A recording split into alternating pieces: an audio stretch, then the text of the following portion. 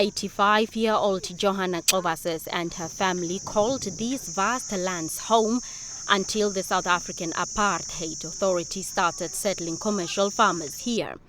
The farms Gurumanas and Nareys are located about 70 kilometers southwest of Windhoek. Kovasis and her late husband started working for the Nax family after the farm was given to them.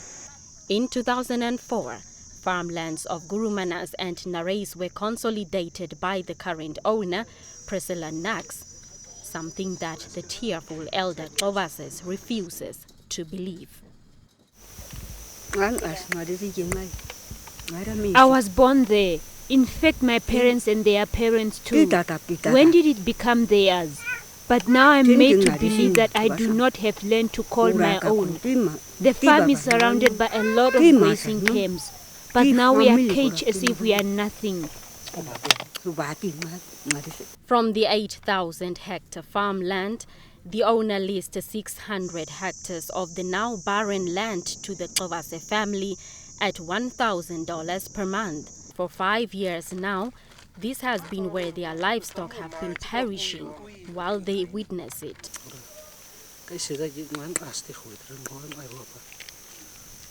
Every time I talk about this issue, it makes my family sad, as it is the only place we have known since birth.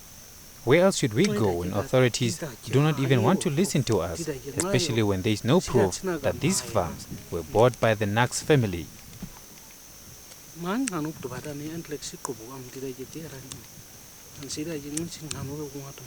After numerous attempts to be resettled and in a bid to save their remaining 80 cows, the family has now decided to squat along the main road. For the past 2 weeks, the animals have been able to feed on grass along the road, but that is not enough.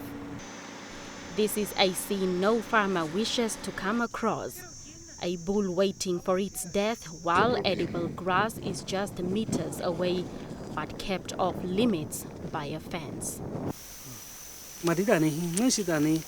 Sometimes I think we should sell all the animals, but that will just make us more poor. We grew up in farming and we want to make a living from it. Not having land to farm is really difficult. Generational farm workers in the Khomas Hoogland area becoming homeless happens almost daily, further raising questions as to what is to become of the descendants of the people who settled in the area decades ago. Now this is again a group that has approached even the governor's office. Even I brought them to the councillor's office. We take many steps to get out of this problem, but there is no ears listen to us. So these people has again come to the corridors. So I wanted to ask, until when are we going to be in the corridors? There is nothing festive about living along the corridors, the family says, and prayer is all they can turn to with hopes to improve their situation. The Nak family says their late father bought the pieces of land from other farmers and consolidated them. They then hired the Kovase family to fence off the camps and asked them to stay there as opposed to the ancestral land claims. I don't know where they come from.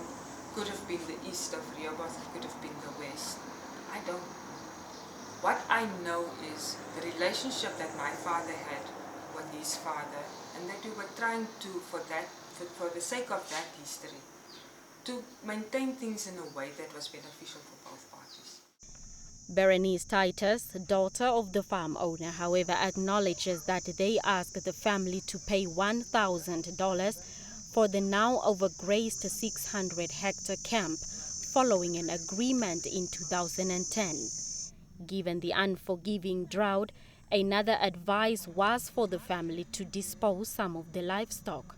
The Naks are adamant that the Kovasen must continue the payments for the use of other facilities if they wish to stay on the farm. They should have, in my opinion, should have reduced their animals by now. For their own sake, not for us. But we are losing 600 hectares in the process for the next 2-3 years that we won't be able to use.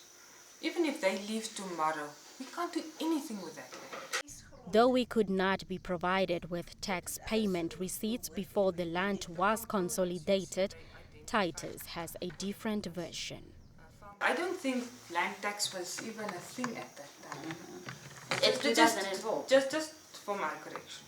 I may be wrong. But my father owned the farm in his name. Okay? If you go and check on the title deeds, on the bits and pieces. But they were called Narais Noord and Narais Suid, and that part was Geelkop and this part was what. Questions sent to the Land Reform Ministry on the matter went unanswered.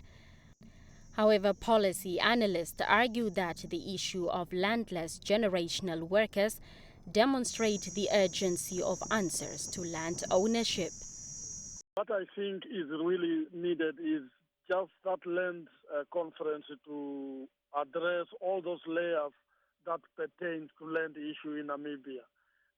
It is an urgent, and it is an urgent matter that needs to be addressed as quick as possible.